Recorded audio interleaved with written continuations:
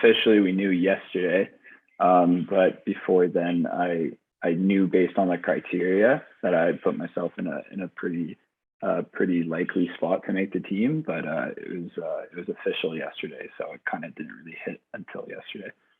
Okay. When that official moment happened, how did you feel? Who was the first person you told? Oh, it was definitely the parents for sure.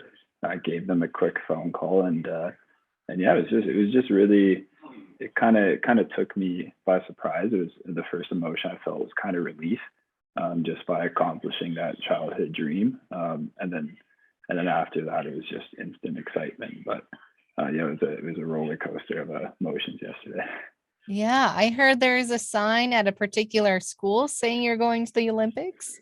Yeah, if I got my facts right, is that Crestview? That's the school my mom works at, or another Yeah, one? yeah. Yeah.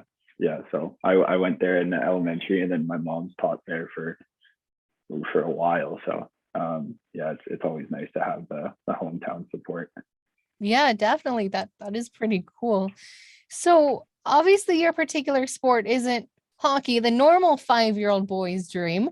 Can you tell me Yeah, how you got into the sport? yeah. So I was like most 5-year-old boys, and I wanted to play hockey. And I think the parents had a different plan, but they did want me to take skating lessons. So I just took just regular skating lessons to kind of learn how to skate and be social at outdoor rinks with friends throughout school. And then I just really fell in love with trying to skate fast and turning in circles. So after seeing speed skating on TV one day, I decided to give it a try. So then how fast can you skate? The I think the fastest I've hit is just under 60 kilometers per hour. So yeah, Okay, it gets pretty fast in the corners. that's faster than I'm legally allowed to drive on my way to work. Yeah, exactly. Yeah. Okay, very cool. So, how are you going to prepare for the Olympics? Obviously, you have to do a lot of training, but also a whole lot of logistics to physically go there.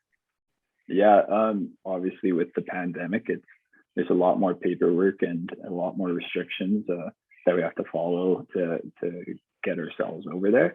But then for competing at our best and competing at the biggest competition, it's very similar to what we usually do leading up to a competition. It's just skating a lot, doing a lot of like just fine tuning before we get to race, and so the preparation physically isn't much different, but obviously there's a little change in mental preparation heading to the game.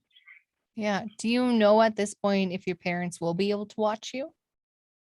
Yeah, they'll definitely be able to watch me on TV.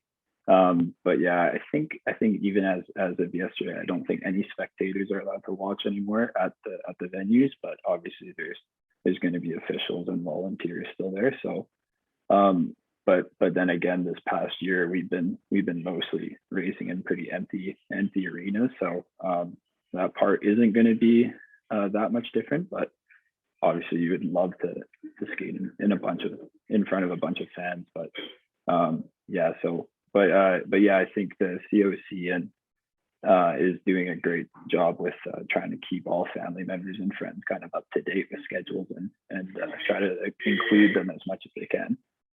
Yeah. So you're in Calgary right Yeah, now? Okay. And are you there for your training? yeah. So I've lived in Calgary since the year after high school. Basically, I drove out and just joined the national team when I was 19 years old. So I've lived in Calgary for the past 5 years, training at the Olympic Oval in Calgary, which is our national team training facility. So yeah, I've been based in Calgary for a while, and I get to go home on a couple family trips a year. But yeah. Is there anything you miss about Winnipeg? Maybe our arenas or anything Yeah, else? yeah, yeah. No, like Winnipeg, like Winnipeg's always going to be home for me.